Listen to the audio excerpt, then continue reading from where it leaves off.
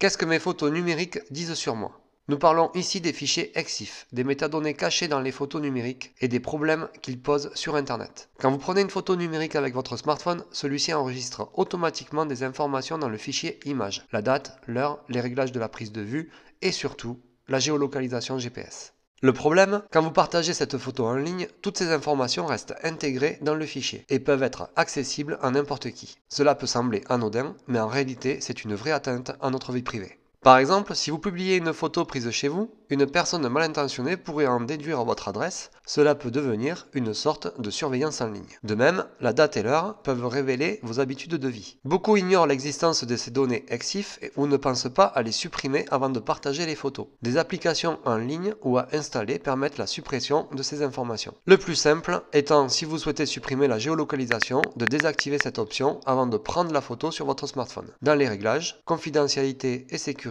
service de localisation, appareil photo, jamais. Depuis la mise en place du RGPD, les applications de réseaux sociaux ainsi que les autres applications de partage suppriment les métadonnées EXIF des photos avant leur mise en ligne. Car vous l'avez compris, elles contiennent des données beaucoup trop sensibles. Instagram, par exemple, supprime ces métadonnées lors de la publication de photos. Il n'est donc pas possible de géolocaliser numériquement une photo d'un post ou d'une story. Imaginons que je souhaite vendre cette perforaze 4 trous de compétition. Je la prends en photo sur la table de mon salon, chez moi. Bon, c'est clairement pas le cas ici, mais imaginons. La photo est prise. Sous iOS, j'ai la possibilité d'afficher un certain nombre d'informations à l'aide du petit i. Des informations s'affichent, telles que la date de la prise, le type de smartphone, le format de l'image, les données de l'objectif photo, la résolution et bien d'autres informations, mais surtout la géolocalisation. À l'aide d'une application EXIF Metadata par exemple, j'ouvre la photo et je peux zoomer sur la localisation par exemple.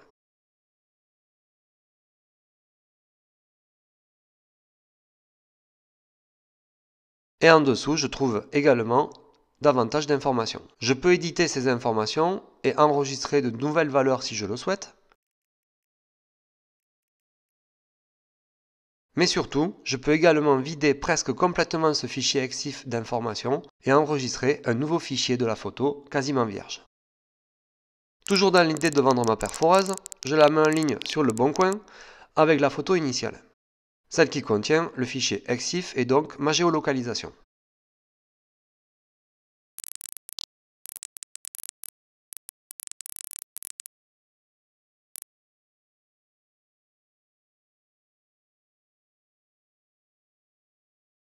Sur l'ordinateur, je retrouve l'annonce et j'enregistre la photo dans mes images.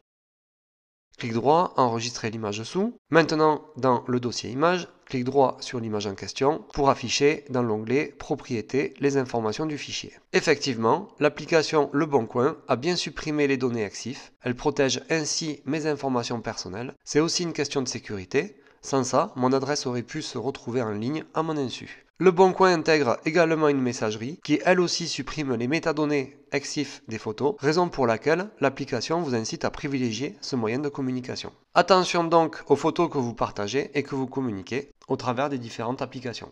Et à défaut de pouvoir demander les coins à champignons qui restent toujours secrets, n'hésitez pas par contre à demander des photos des champignons dans leur milieu naturel.